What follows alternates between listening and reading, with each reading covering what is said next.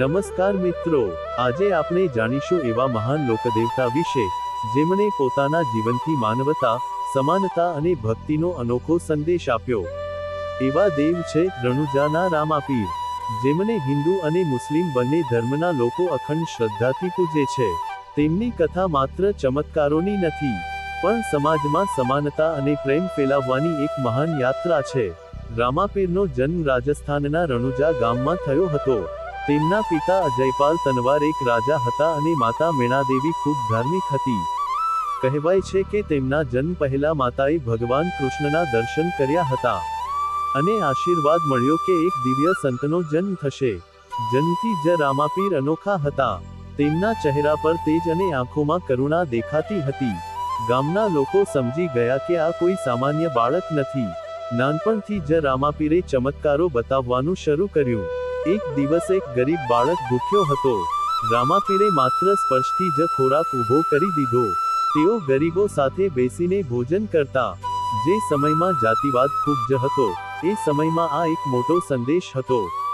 તેઓ બીમાર લોકોને સાજા કરતા અને દુઃખી લોકોને આશ્વાસન આપતા. તેમની લોકપ્રિયતા દિવસેને દિવસે વધતી ગઈ. રામાપીર માત્ર ચમત્કારી સંત નહોતા, પણ એક મહાન સમાજ સુધારક પણ હતા. તેમણે અસ્પૃશ્યતા અને ભેદભાવનો વિરોધ કર્યો. તેમણે કહ્યું, ભગવાનની નજરમાં બધા માનવો સમાન છે. તેઓએ નીચી જાતિના લોકો સાથે ભોજન કરીને સમાજને સંદેશ આપ્યો. ગરીબો અને પીડિતોને મદદ કરવી એ જ સાચી ભક્તિ છે. તેમના આ વિચારોને કારણે ઘણા લોકો તેમના અનુયાયી બન્યા.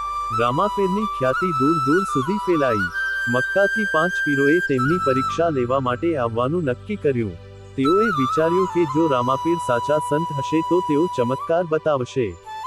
જ્યારે તેઓ રામાપીર પાસે આવ્યા, ત્યારે રામાપીરે તેમની મનની વાત જાણી લીધી. તેમણે દૂર મક્કામાં રહેલી વસ્તુઓ અહીં પ્રગટ કરી દીધી. આ જોઈને પાંચેય પીર આશ્ચર્યચકિત થઈ ગયા. તેઓએ રામાપીરને માન્યતા આપી અને ત્યારથી મુસ્લિમ ભક્તો તેમને રામશા પીર તરીકે માનવા લાગ્યા. રામાપીરનો સફેદ ઘોડો ખૂબ પ્રખ્યાત છે.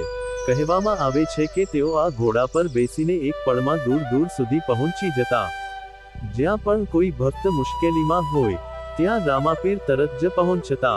આ ઘોડો આજ પણ ભક્તોમાં શ્રદ્ધાનું પ્રતીક છે. રામાપીરે માત્ર 33 વર્ષની વયે જીવંત સમાધિ લીધી. રણુજા આજે એક પવિત્ર યાત્રાધામ બની ગયું છે. દર વર્ષે ભાદરવા સુદ બીજના દિવસે વિશાળ મેળો ભરાય છે. લાખો ભક્તો અહીં દર્શન કરવા આવે છે. લોકો માને છે કે અહીં માગેલી મન્નતો પૂર્ણ થાય છે. રામાપીરના જીવનમાંથી આપણે ઘણું શીખી શકીએ છીએ. બધા લોકો સમાન છે. ગરીબોની સેવા કરવી, સત્ય અને ભક્તિનો માર્ગ અપનાવવો, ભેદભાવ દૂર કરવો. તેમણે પ્રેમ અને એકતાનો સંદેશ આપ્યો. મિત્રો, રામાપીર માત્ર એક દેવ નથી, પણ એક વિચાર છે, એક માર્ગ છે. જો આપણે તેમના ઉપદેશોને જીવનમાં અપનાવીએ, તો સમાજ વધુ સારો બની શકે. જય રામાપીર. જો વિડિયો ગમ્યો હોય તો લાઈક, શેર અને સબસ્ક્રાઇબ કરવાનું ભૂલતા નહીં.